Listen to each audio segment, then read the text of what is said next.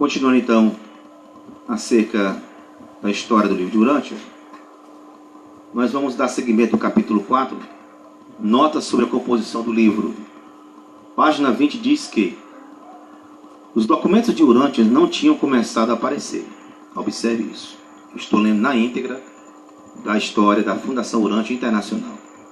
Tudo que eu estou lendo aqui faz parte de uma instituição pró-Urântia, que defende o livro de Urântia.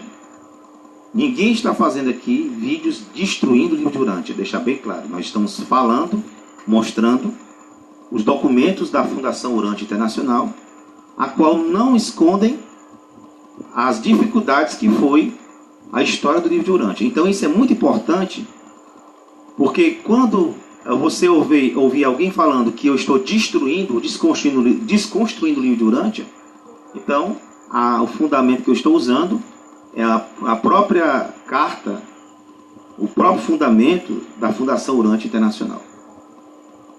Contudo, ainda na página 20 e 21, diz que o Dr. Sadler sentia que ele estava sobrecarregado com 181 perguntas escritas de certa profundidade. A primeira dessas perguntas era: há realmente um Deus? E se há, como que se parece ele? Contudo, semanas se passavam e nada acontecia. Então, às 6 de uma manhã, o telefone tocou e era a esposa do sujeito adormecido. Só para você relembrar a história, o Dr. Sadler estava tratando daquela pessoa, aquele sujeito, que não cita o nome dele, com a questão de segurança da pessoa. E os livros, aliás, os textos, melhor dizendo, os primeiros textos do livro de Urântia, eles tinham sido entregues através de canalizações do dormente, do adormecido. Então, o Dr. Sadler, você já conhece a história do livro de Urântia, ele foi ver o paciente, os seres usavam a fala do rapaz, ele dormindo, e os primeiros 181 documentos do livro de Urântia não foram materializados. Esse é o ponto. Quando eu falava nos vídeos, no início dos vídeos experimentais, que o livro de Urântia foi canalizado, muita gente não entendeu isso. Porque os primeiros 181 livros ou documentos, textos, quando eu falo livros, eu estou falando textos, não um livro inteiro, falando textos, fragmentos dos textos, documentos. Os primeiros 181 documentos do livro de Urântia não foram materializados como foi o restante. O restante sim foi materializado, mas os 181 escritos iniciais foram canalizados. É a própria história do livro de Urântia que vai falar sobre isso.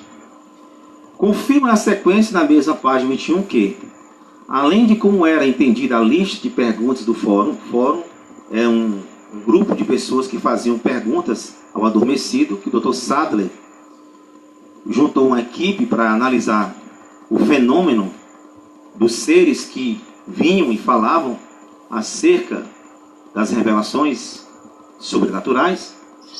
Em primeiro lugar, e o prodigioso conteúdo do manuscrito, havia outros problemas. O Dr. Sadler estimava que para produzir o documento seriam necessários de 7 a 8 horas de escrita de um indivíduo normal a toda velocidade.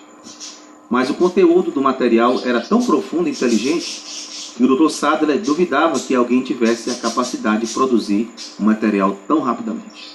Conclusão: a história conta que o primeiro registro do livro de Urântia foi produzido das 181 perguntas feitas nas sessões pelas pessoas presentes que estudavam o adormecido. Contudo, na mesma página, o narrador afirma que os documentos de Urântia não tinham começado a aparecer. História truncada. Os 181 fragmentos, ou documentos, ou textos do livro de Urântia foram o resultado das 181 perguntas feitas nas sessões que as pessoas iam analisar o adormecido. Mas o mesmo historiador, o mesmo narrador vai dizendo que até então o livro de Urântia não tinha sido dado. Porque na cabeça do narrador, ele vai entender que o livro de Urântia só foi dado quando ele foi materializado. Mas aqui há um ponto muito interessante, que as 181 perguntas geraram os primeiros documentos de Urântia. Ou seja, o livro já tinha sido dado, canalizado a priori. E o restante dos outros documentos foi materializado. Explicação. As 181 perguntas gerou o início do livro, por meio de canalização involuntária. E o restante do livro foi materializado, houve uma materialização do livro.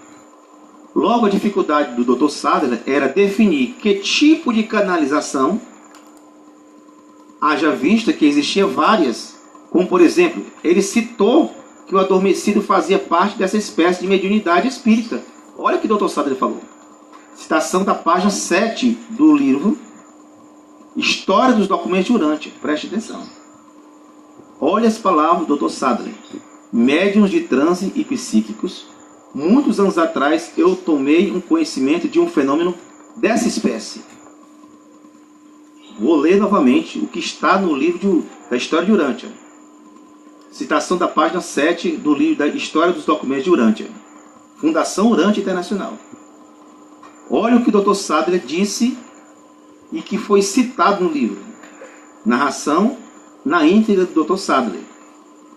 Alguém falou, citou isso no livro de Urântia, na História de Urântia, atestou ipsilitro que o Dr. Sadler estava fazendo a comparação do adormecido com médiuns espíritas. Médiuns de transe e psíquicos, muitos anos atrás eu tomei conhecimento de um fenômeno dessa espécie. Então, quando nós falamos que realmente o livro de Urântia, os 181 documentos iniciais, foi uma espécie de canalização, está aqui a prova. A própria história do livro de Urântia confessa que o Dr. Sadler reconheceu que fazia parte de um transe psíquico muito semelhante aos fenômenos mediúnicos. Vejamos as várias espécies de canalizações mediúnicas. Eu vou fazer agora uma comparação para a gente entender.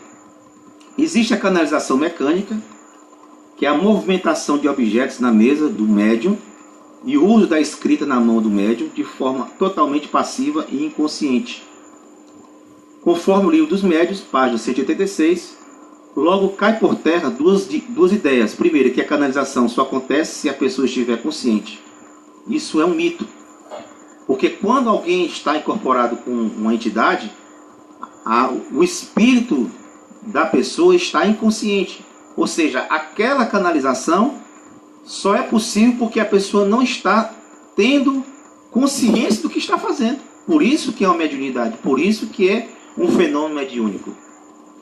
Segundo, é a tentativa de tirar o conceito que o livro de Urântia não tem nada a ver com místico, espiritismo, esoterismo. E aqui é interessante porque a equipe do Dr. Sadler, a grande massa de pessoas que estudou o adormecido, e muitas pessoas influentes que passaram por igrejas protestantes, e aqui é interessante fazer uma exegese sociológica da época. O livro de Urântia ele começou muito dentro de um círculo de protestantes, porque a maioria das pessoas daquela época eram protestantes. Eram de igrejas luteranas, presbiterianas, batistas, anglicanas, congregacionais. Então, quer queira ou quer não, há uma influência, de certa forma, na condução da história. Por isso que quando você lê o livro, a história do livro de Urântia, revela claramente que o Dr. Sadler tinha a clara percepção que era um psiquismo mediúnico, que era uma canalização. Mas a própria tradição da condução desse livro, como havia muitos protestantes, e é por isso que, de certa forma, hoje você tem grupos que defendem o livro de Urântia contra a reencarnação e contra a mediunidade, devido a essa influência, de forma até inconsciente ou consciente, dessa visão anti-místico, anti-espiritismo, anti-esoterismo, porque estava num ambiente protestante. No próximo vídeo nós continuamos.